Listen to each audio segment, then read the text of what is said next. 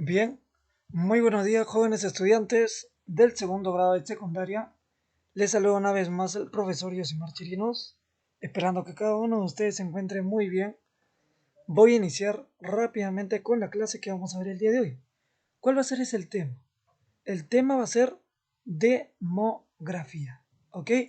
Vamos a entender un poco de qué va este tema. Es muy interesante, ojo, eso sí. Y pues ahí tenemos una imagen referencial de qué va a tratar. Bien, para ello voy a pasar a lo siguiente, las recomendaciones. ¿Sí? Antes de continuar con la clase, vamos a recordar que debes asegurarte de estar en un espacio calmado sin mucho ruido.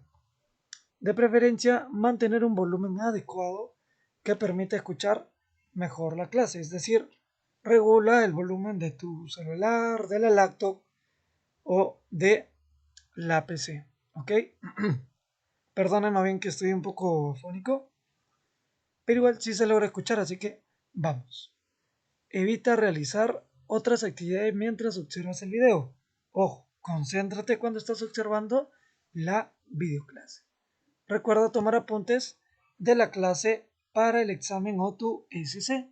Eso sí, es muy importante, ¿no? Tomar apuntes en el cuaderno para el examen.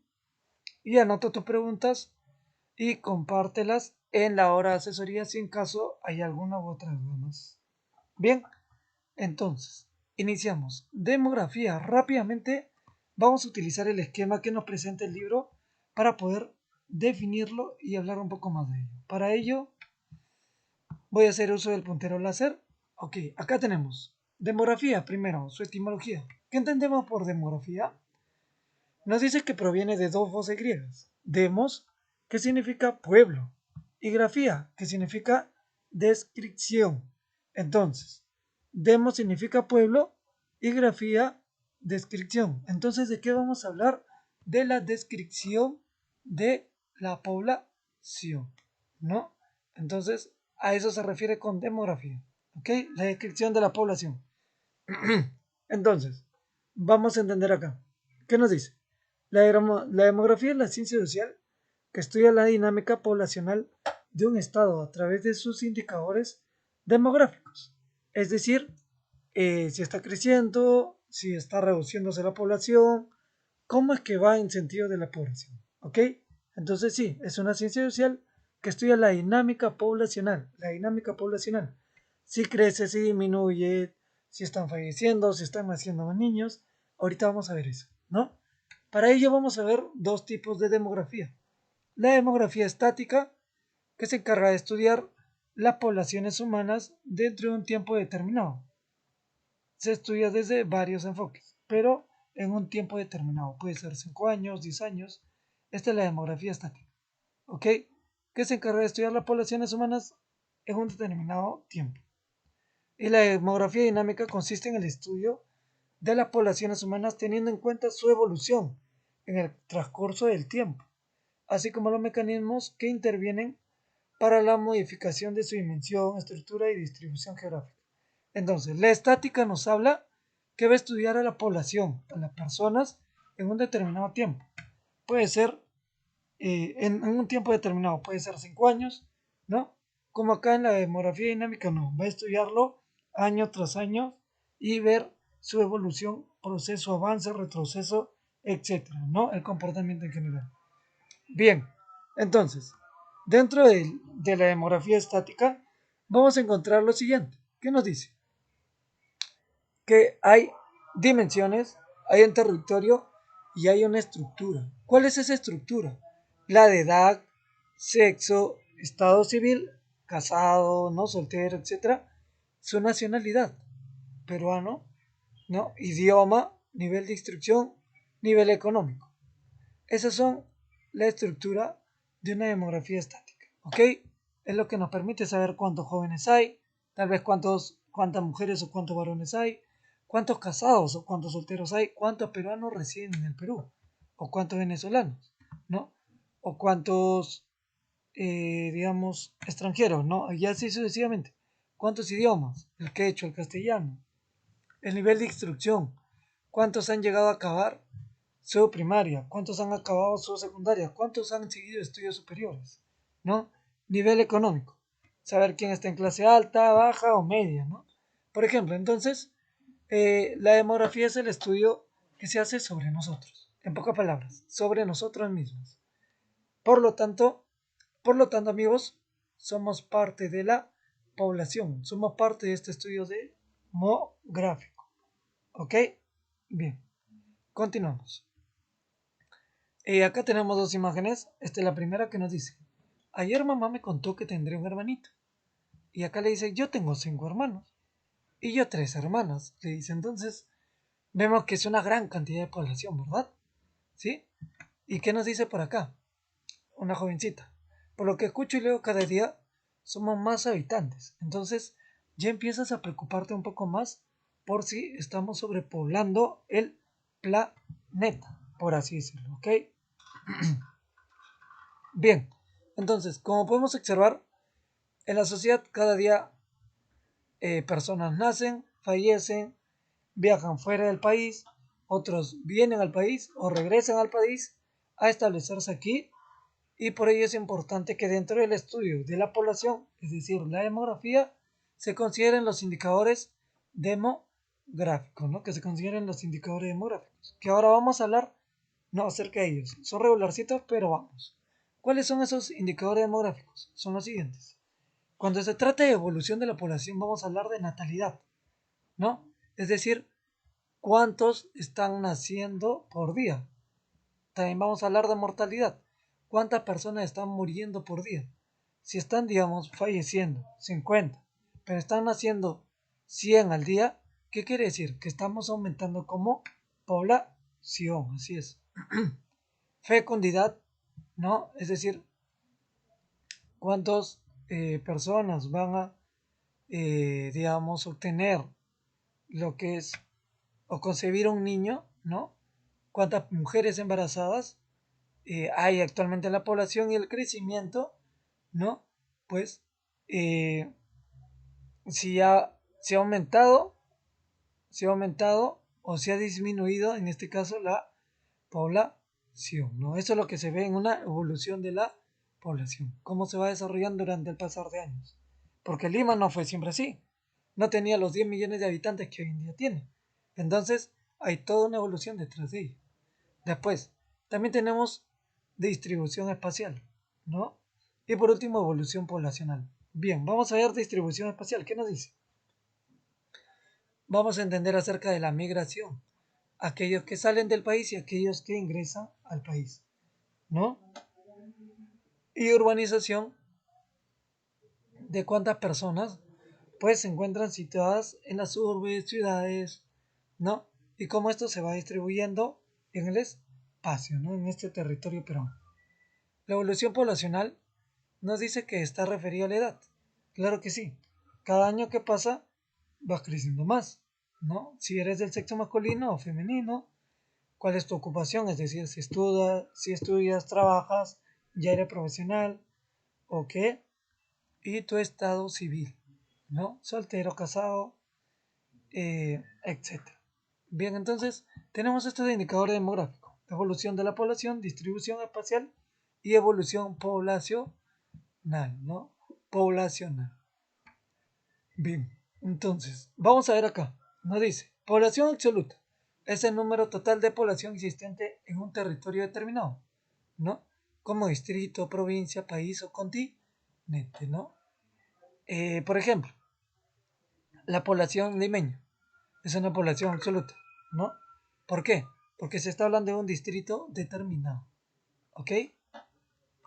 ¿Qué más? La población relativa. ¿Cuál va a ser la población relativa?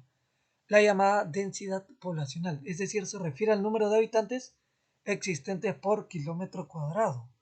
Mm, por kilómetro cuadrado. Entonces, son datos que podemos manejar poco a poco si entendemos cómo es que se va dando esta densidad poblacional, es decir, para saber cuántos limeños hay por cada kilómetro cuadrado. Puede ser que hayan unos 100, digamos, limeños, ¿no? Entonces, puede ser una población relativa. Y una tasa bruta de natalidad, es decir, Acá vamos a ver el indicador del número de nacimientos ocurridos en un año por cada 1000 habitantes. Si por cada 1000 habitantes nacieron 300, ¿no? 300 niños, quiere decir que quiere decir que por cada 1000, ¿no? Entonces, por 10.000 va a haber 3000 niños. Entonces, es una tasa bruta. Ojo, no estoy hablando de una taza para tomar cafecito y eso no. Es un indicador que nos permite saber, sabemos, como les dije hace un momento, ¿no? Hay 10 millones de limeños, acá en Lima nada más. Entonces, no voy a estar yo contando uno a uno de los limeños para saber cuántas personas van a ser papás o no. ¿Qué es lo que puedo hacer? Agarrar un, una pequeña parte, una pequeña población, digamos 100, ¿no? Que va a ser una muestra. Si de esos 100, 10 son papás, ya podemos sacar nuestros cálculos para 10 millones. Entonces la tasa bruta de natalidad es eso, el número de nacimientos ocurridos por un año, ya por cada 1000 habitantes. Y la tasa bruta de mortalidad está referida al número de funciones, es decir, de fallecimientos ocurridos en un año por cada 1000 habitantes.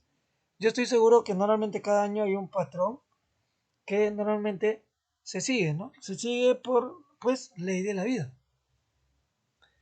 Sin embargo, con este tema de la pandemia, la tasa de bruta de mortalidad habrá aumentado o habrá bajado.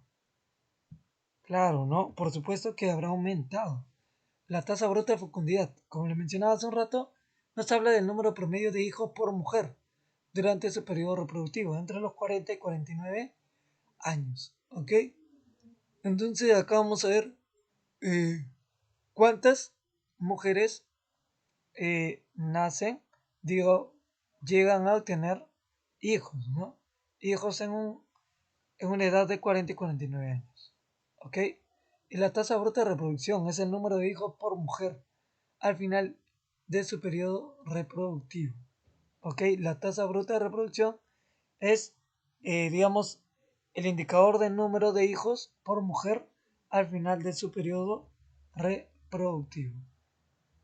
Número de hijos. ¿Ok? Ok. Quiere decir cuál es la tasa bruta de reproducción. Si por ejemplo acá ella va a concebir a un niño nada más, pero aparte ya tuvo otros dos hijos, ahora que se junten van a ser tres. Esa es la tasa bruta de reproducción. Y la tasa bruta de fecundidad es lo que llevas en la barriguita. Bueno, no todo, ¿no? Y bueno, tasa bruta de crecimiento poblacional. ¿Qué nos dice acá? El incremento real de la población transcurrido en un año. Vamos a ver eso, ¿no?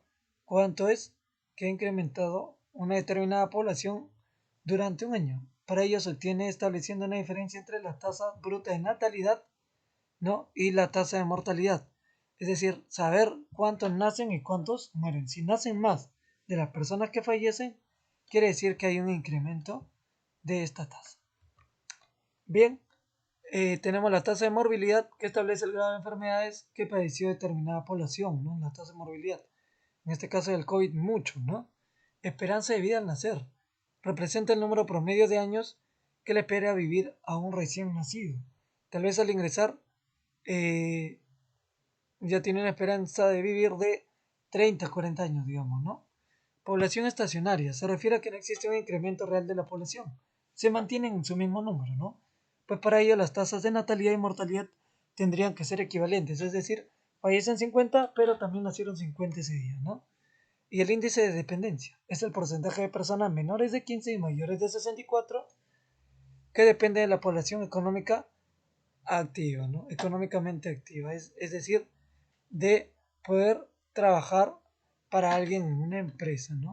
Si hay este índice de dependencia porque pues la mayoría necesita trabajar y no todos tienen un negocio propio, ¿no? Y eso es entendible hasta cierto punto. Bien, entonces vamos a ver acá la población económicamente activa, o también llamada PEA, que se refiere a aquellas personas comprendidas entre los 15 y 64 años, que se encuentran en condiciones ya de trabajar. Como empleada, nos dice acá, no, es decir, a través de un contrato para una empresa, soy empleada que pues trabajan ellos mismos, ¿no? Según sus destrezas que tengan, y desempleado aquel que no va a tener ningún ingreso, es decir, dinero, porque no lo ha contratado ninguna empresa. La estructura poblacional no consiste en el análisis demográfico, teniendo en cuenta la fecundidad y mortalidad que resultan del comportamiento de la población. Se suele considerar los criterios de edad, sexo, ocupación, etc. Esta es una estructura poblacional.